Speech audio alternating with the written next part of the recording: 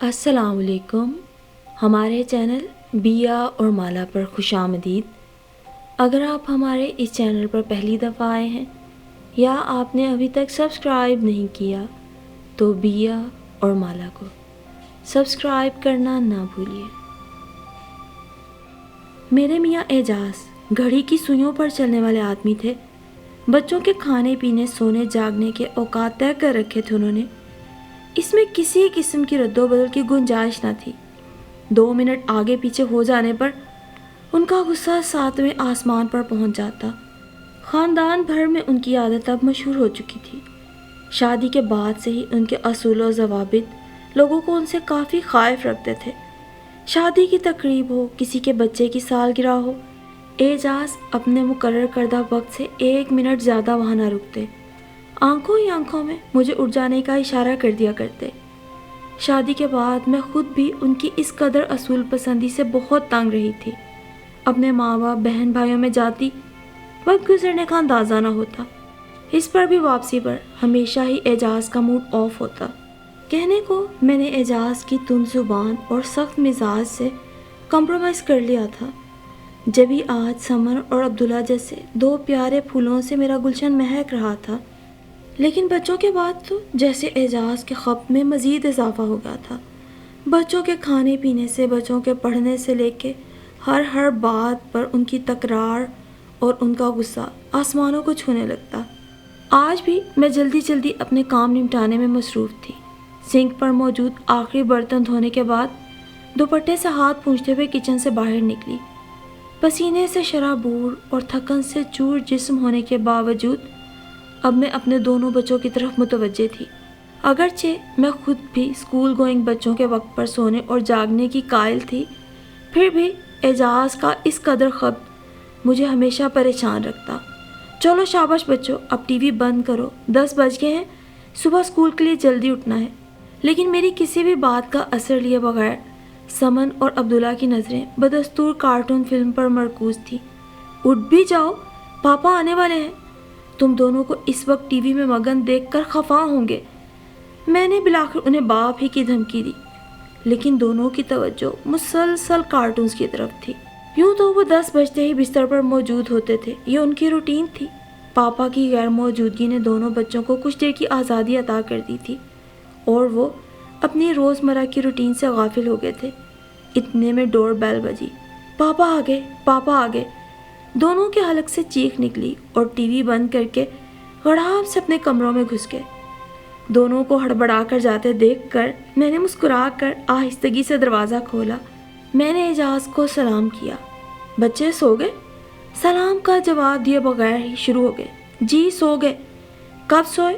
10 بجے اپنے وقت پہ. مجھے محسوس ہوا گھر میں میرا شوہر نہیں، کوئی تفتیشی افسر آ گیا ہے.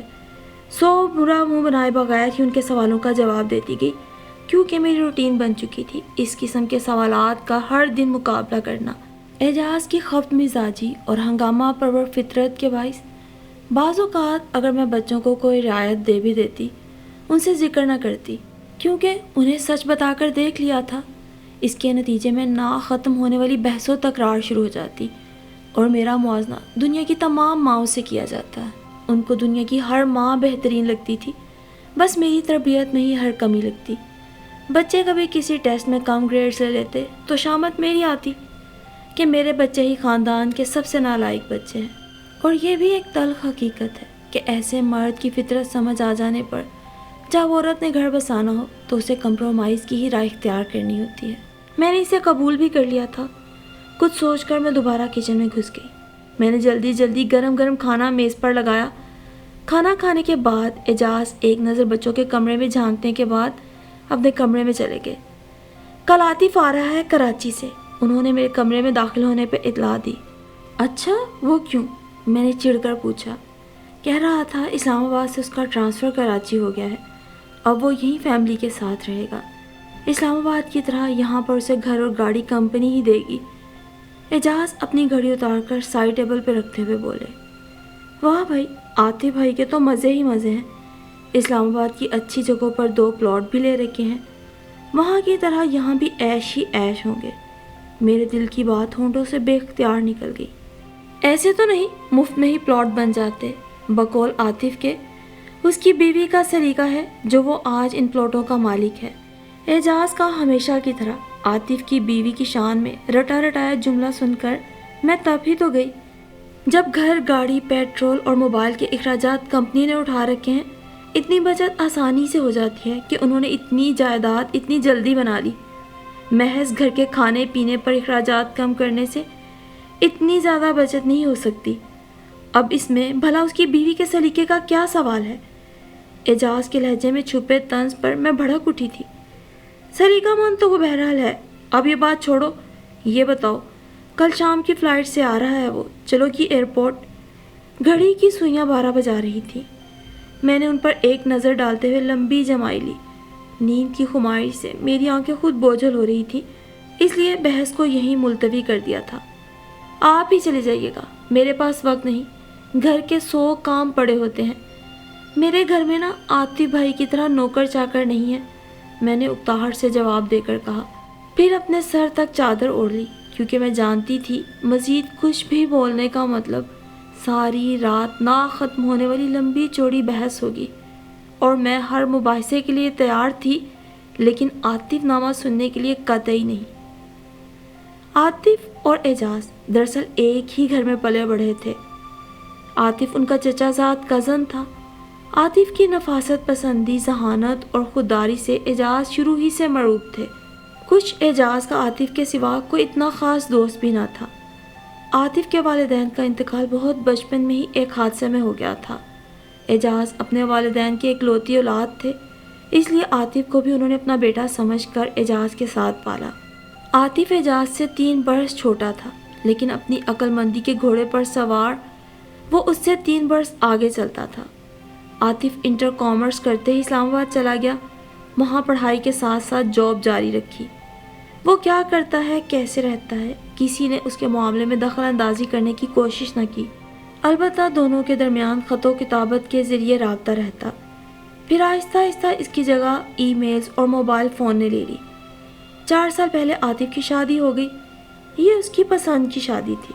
اعجاز آفس کی مجبوری کے باعث نہ جا سکے۔ عاطف شادی کے بعد اپنی بیوی کی سلیقہ مندی کے لمبے چوڑے قصے سناتا اور اعجاز مروب ہونے کے ساتھ اس کی قسمت پر رشک کرتے۔ اس نے کم عمری میں ترقی کر لی تھی اور پھر شادی کے بعد ایک بیٹے کے ساتھ خوشگوار زندگی گزار رہا تھا۔ وہ عاطف جو کبھی چند روپوں کے لیے ترستا تھا، آج لاکھوں جیب میں لیے گھومتا تھا۔ عاطف سے ملے یوں تو اعجاز کو کئی سال ہو گئے تھے، لیکن دونوں کے درمیان ابھی بھی ٹیلی فونک رابطہ تھا اور گہری وابستگی بھی۔ اعجاز کو اس کی بیوی سے لے کر اس کے گھر کا پورا نقشہ ازبر ہو چکا تھا۔ اعجاز مجھے اکثر عاطف کی بیوی کے سلیقے، ذوق، مزاح اور لذیذ کھانوں کے قصے سناتے تو میں چڑ سی جاتی۔ بات دنیا کے کسی بھی موضوع کی ہوتی، ہمارے درمیان عاطف ضرور آ جاتا۔ جیسے اعجاز پوچھتے کہ آج کیا بنا ہے، آلو بینگن، میں جواب دیتی، تمہیں آلو بینگن، آلو گوشت، آلو کریلے، آلو کی ترکاری کے علاوہ کچھ اور بنانا نہیں آتا؟ آج عاطف بتا رہا تھا اس کی بیگم نے ایسا لذیذ چائنیز۔ عاطف کی بیگم نے کیا بنایا تھا کیا نہیں، مجھے سنانے کی ہرگز ضرورت نہیں۔ شادی کے ان 5 سالوں میں 2 بچوں اور لمبے چوڑے اخراجات کے ساتھ نا یہی کچھ بنا کرتا ہے۔ اس تنخواہ میں یہ بھی مل رہا ہے نا، شکر کیا کریں۔ میں نے اعجاز کی بات کاٹ کر غصے میں کہا، جو کچھ ہے تمہارے سامنے ہے، اب یہ تمہارے سلیقے سے ہی ہوگا کہ تم کیسے گھر چلاتی ہو۔ سیانے کہا کرتے تھے، کفایت شار عورت وہ ہوتی ہے جسے اس کا مرد اگر 2 روپے دے تو وہ اس کے 4 بنا دے، نہ کہ تمہارے جیسی تند ہو۔ کسی کی اچھی مثال دو، بجائے اس کی تقلید کرنے کے اس سے حسد شروع ہو جاتا ہے۔ 2 ٹوک انداز میں کہہ کر وہ اپنے آگے رکھی پلیٹ زور سے کھسکا کر کھانا کھائے بغیر ہی اٹھ کر چلے گئے، تو میں نے بھی دل ہی دل میں عاطف کو کوس کر اپنا غصہ نکالا۔ عاطف دور تھا تو ہمارے درمیان بحث و تکرار ہوتی تھی اور کبھی لڑائی تک بھی نوبت آ جاتی تھی۔ اب تو وہ خیر سے اسی شہر میں آ کر رہنے والا تھا، تو مزید اعجاز کے حواسوں پر چھا جائے گا۔ یہی سوچ کر مجھے ہول آنے لگے، نہ جانے یہ عاطف نامہ میری زندگی میں اب کون سا نیا رنگ لانے والا ہے۔ کئی منظر آنکھوں کے آگے لہرا گئے۔ یا اللہ مدد، میں نے دل ہی دل میں اللہ سے مدد مانگی اور پھر نہ جانے کب نیند مجھ پر مہربان ہو کر مجھے اپنی آغوش میں بھرنے لگی۔ اور پھر عاطف کراچی پہنچنے کے بعد دوسرے ہی دن بیوی اور بیٹے کے ساتھ ہمارے گھر پہنچ گیا۔ اعجاز نے عاطف کا پرجوش استقبال کیا۔ دونوں گرم جوشی سے ایک دوسرے کے ساتھ لپٹ گئے۔ عاطف اعجاز کے گلے لگ کر ایئرپورٹ نہ آنے کا شکوہ کرنے لگا۔ اعجاز نے آفس کی مجبوری ظاہر کی۔ عاطف کی آنکھوں میں پھوٹتی شوخیاں اور لبوں پر دھیمی مسکان تھی۔ وہ ایک شاندار شخصیت کا مالک تھا۔ اعجاز کے مقابلے میں عاطف کا قد کاٹ، رنگت سب کچھ نمایاں تھا۔ اعجاز کی شخصیت اس کے مقابلے میں بالکل دب کے رہ گئی۔ عاطف کی بیوی سجیلا بھی اس کی طرح شوق مزاج، خوبصورت اور پروقار شخصیت کی مالک تھی۔ اس نے لائٹ پنک کلر کا جدید تراش خراش کا سوٹ پہنا ہوا تھا۔ سجیلا کے آگے اپنا پرنٹڈ لون کا سوٹ مجھے بھدا لگا۔ عجیب سا احساس سے کمتری مجھے گھیرنے لگا۔ میں نے ان دونوں کو رشک اور حسد بھری نگاہوں سے دیکھا۔ اعجاز نے جو نقشہ عاطف اور اس کی بیوی کا میرے سامنے کھینچا تھا، وہ دونوں بلا شبہ اس پر پورا اترتے تھے۔ دونوں میاں بیوی کے کہکے ڈرائنگ روم میں گونج رہے تھے۔ ان کی خود اعتمادی کے آگے ہم دونوں ہی گنگ بنے بیٹھے تھے۔ نہ جانے کیوں میری زبان نہ میرا ساتھ دے رہی تھی، نہ ہی چل رہی تھی۔ میں جی اچھا کہتی کچن میں آ گئی اور کچھ دیر سکون کا گہرا سانس لیا۔ تھوڑی دیر بعد لوازمات سے سجی ٹرے لے کر میں دوبارہ ڈرائنگ روم میں داخل ہوئی۔ ارے ان تکلفات کی کیا ضرورت تھی بھابھی؟ عاطف خوش دلی سے بولا۔ پھر اپنے ہمراہ لائے بڑے بڑے شاپر سے ہمارے لیے لائے ہوئے گفٹ نکالنے لگا۔ بچے ڈھیروں چاکلیٹ دیکھ کر خوشی سے چہکنے لگے۔ پھر خوشگوار ماحول میں چائے پی گئی۔ وہ دونوں اپنے گھر آنے کی دعوت دیکھ کر رخصت ہو گئے۔ ان کے جانے کے بعد ایسا لگا جیسے کسی سحر سے آزاد ہو گئی ہوں میں۔ ویسے عاطف بھائی اور ان کی بیوی دونوں کی شخصیت کے ساتھ مزاج بھی شاندار تھے۔ کیسی انڈرسٹینڈنگ تھی، کیسے ایک دوسرے کی آنکھوں میں دیکھتے ہوئے چمک تھی، خوشی تھی، محبت تھی ان میں۔ میں نے ڈرائنگ روم سے چائے کے خالی برتن سمیٹتے ہوئے پورے دل سے اس حسین جوڑے کی تعریف کی۔ دونوں سے میں کافی مروب بھی ہو چکی تھی۔ ہاں، کیونکہ اس کی بیوی تمہاری طرح کی باتیں نہیں کرتی، سارا دن اپنی تھکن کے اور کام کے رونے، اخراجات پہ بحث۔ اعجاز نے کھلا طنز کیا۔ آپ کو نا صرف مجھ میں ہی کیڑے نظر آتے ہیں۔ عاطف بھائی کو دیکھا تھا کیسے ہر بات میں اپنی بیوی کی تعریفیں کرتے نہیں تھکتے۔ میری آواز اونچی ہو گئی۔ وہ ہے ہی تعریف کے قابل، تمہاری طرح کی پھوہڑ کم پڑھی لکھی نہیں، نہ ہی بد مزاج ہے تمہاری طرح۔ تم نے تو زندگی اجیرن کر دی ہے میری۔ اعجاز ہاتھ میں پکڑا اخبار پٹک کر ڈرائنگ روم سے بھڑکتے ہوئے نکل گئے اور میں اپنا سر تھام کر وہیں صوفے پر بیٹھ گئی۔ جو لڑائیاں عاطف نامہ سن کر ہفتے میں ایک بار ہوا کرتی تھیں، اب روز ہوا کریں گی۔ میرے دماغ میں خطرے کے سائرن بجنے لگے اور پھر حسب معمول اعجاز اور میرے درمیان اس بحث و تکرار کے بعد کئی دن گفتگو بند رہی۔ البتہ عاطف اور اعجاز کے رابطوں میں فرق نہ آیا۔ وہ جو کہتے ہیں نا، میں تو عورت ہی مارتی ہے، انا تو عورت کو ہی مارنی پڑتی ہے۔ بھائی عورت ہی گھر بناتی ہے، کمپرومائز بالآخر عورت ہی کرتی ہے۔ یہ تمام جملے مجھے لگتا ہے میرے ہی بارے میں کہے گئے تھے۔ کچھ دنوں بعد میں نے اعجاز سے معافی تلافی کر کے انہیں منایا اور ایک دن موقع ملتے ہی میں نے اعجاز سے کہا، اعجاز جب میاں بیوی کے درمیان کسی تیسرے شخص کی وجہ سے لڑائی ہونے لگے تو نقصان تیسرے کا نہیں، میاں بیوی کا ہوتا ہے۔ میاں بیوی کا ایک دوسرے کے ساتھ تعلق یوں ہی مضبوط ہو سکتا ہے جب وہ ایک دوسرے کی خوبیوں کے ساتھ خامیوں کو بھی قبول کریں۔ میں مانتی ہوں عاطف بھائی کے ساتھ آپ کا قلبی تعلق ہے، لیکن اسے حد سے تجاوز نہ ہونے دیں۔ میں کوشش کروں گی آپ کو آئندہ مجھ سے شکایت نہ ہو۔ اعجاز کا اچھا موڈ دیکھ کر میں نے اپنے دل کی ساری باتیں تو کہہ دی جو میں کئی دنوں سے اپنے دل میں ترتیب دیے بیٹھی تھی۔ میری مسکان کے ساتھ وہ بھی ایک دم مسکرا دیے۔ پھر میرے ذہن نے ایک اور ترکیب پیش کی۔ پھر میں نے اعجاز کو مزید خوش کرنے کے لیے انہیں ایک اور ترکیب پیش کی۔ اعجاز کیوں نہ ہم عاطف بھائی کے گھر جا کر انہیں سرپرائز دیں، ایک اچھا سا گفٹ بھی لے جاتے ہیں ان کے لیے۔ اعجاز بھی میرے آئیڈے سے خوش ہو گئے۔ ان کی آنکھوں میں خوشی دیکھ کر میں مطمئن ہو گئی۔ اگلے روز میں اور اعجاز اچھا سا تحفہ لے کر ان کے گھر پہنچ گئے۔ بچوں کو نانی کے گھر چھوڑ کر ہم سیدھا عاطف کے گھر پہنچے تھے۔ चौकीदार ने दरवाज़ा खोला तो एजाज ने अंदर इत्तला पहुंचाने से मना कर दिया। चौकीदार एजाज से वाकिफ था। हम दोनों आहिस्ता आहिस्ता कदम उठाते पोर्च अबूर करके अंदर दरवाज़ा खोलकर दाखिल हो गए। लाउंज अबूर करते ही एक कमरे से ज़ोर ज़ोर से चिल्लाने और चीज़ें पटकने की आवाज़ें आ रही थीं। आवाज़ें तेज़ और वाज़ेह होती जा रही थी। हम दोनों के कदम वहीं जम गए।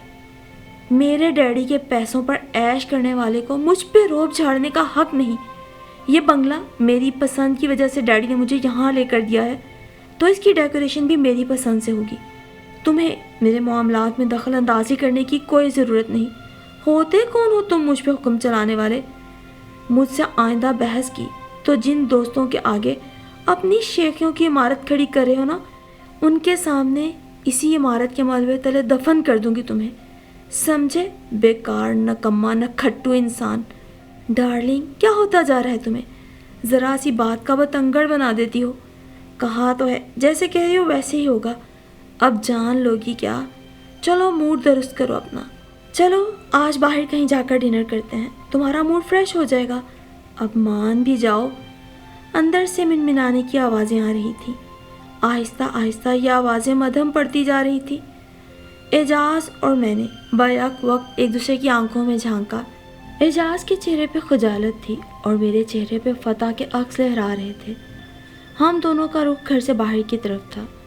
एजाज ने मेरा हाथ मजबूती से थाम लिया और मैंने नम आंखों और दुखे दिल के साथ गहरा सांस लिया।